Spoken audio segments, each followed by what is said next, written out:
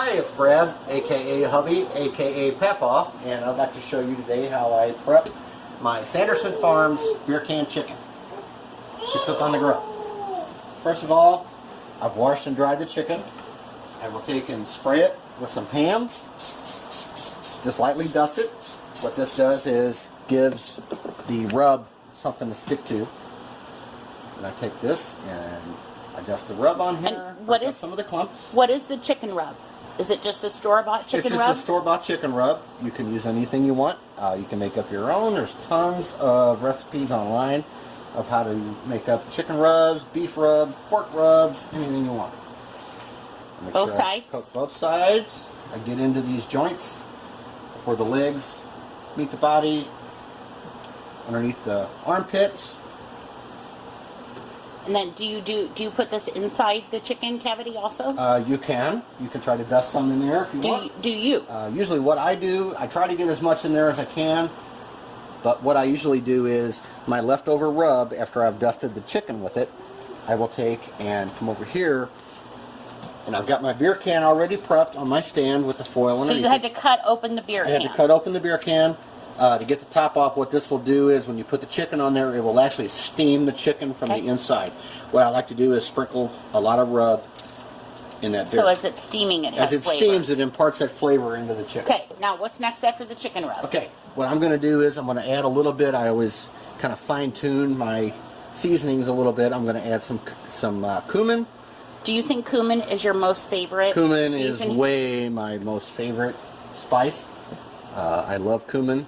And I like the earthiness of it. And we have all of our spices we've dumped into little bowls for you so that we don't have cross-contamination. Correct. So we try to put what you're going to use. Right. And I like extra cayenne.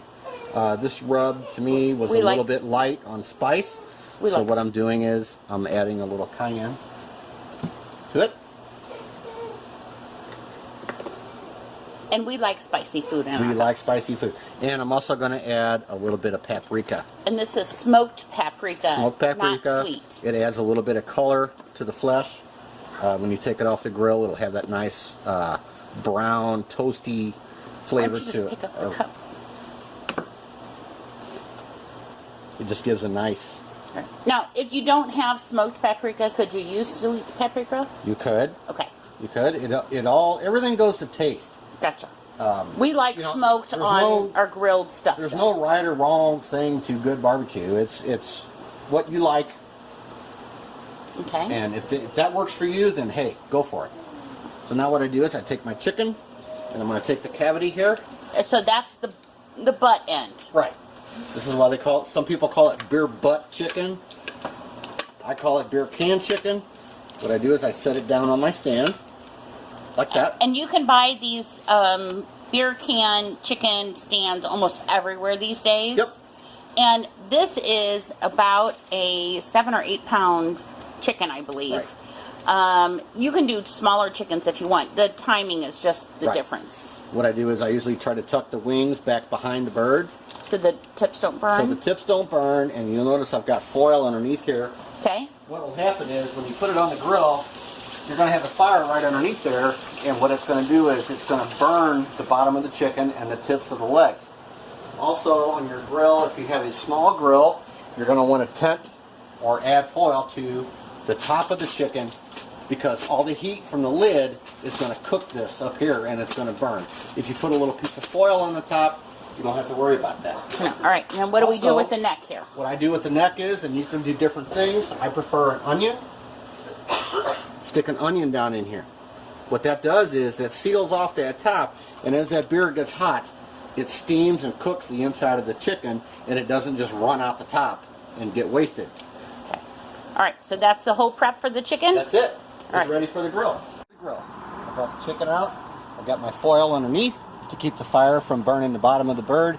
And when I close this lid is awful close to the top of the bird, so it's probably going to burn a little bit. So what I did, I tinted it with some tin foil to keep it from burning. And what about what do we do with the charcoal? I'm what they call indirect grilling. If you look in there, I've got the fire kind of all spread around the outside, not underneath directly. What that's going to do is that's going to heat and burn the chicken. So you want to keep the fire around the outside, but not directly underneath the bird. And so if you're using propane instead of If charcoal? you're using propane grill, I have a propane grill here. I've got 3 burners. What I would do is I would turn the center burner off. I would turn the 2 outside burners up, probably medium to medium high, and I would put the chicken right in the center, again, using the foil on the bottom and on the top. Okay, and then this is... This is my thermometer. I have it stuck in the fatty part of the breast, right between the breast and the thigh, and that is the proper place to take temperature for chicken. I don't have to open the lid. I can look right here, and I can see what the temperature of the bird is. All right, so we're going to close the lid and let it cook for a while. Yep. And remember, if you're looking, you're not cooking. Keep the lid shut. Go. Okay, guys, we're back. As you can see here, we're about 153 degrees on the temperature of the chicken. We're still cooking really good. Browning. We're browning good. We've still got our indirect heat. We got the fire around the chicken, not directly underneath. Everything is going as planned. And we're just going to keep watching this until we get up to around 160, 162 degrees.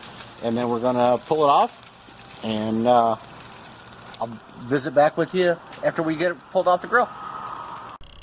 Once the chicken reaches 165 degrees temperature, take it off the grill and leave it on, once you take it inside, leave it on the beer can holder stand for at least 10 minutes to let it rest. Then gently lift it off of the beer can holder, place it on a cutting board, and then you can start slicing it up for your family, and you can see here how moist and juicy this is. It really is the juiciest chicken we have every single time my husband makes it, and it's amazing. So I hope you enjoy. Thanks.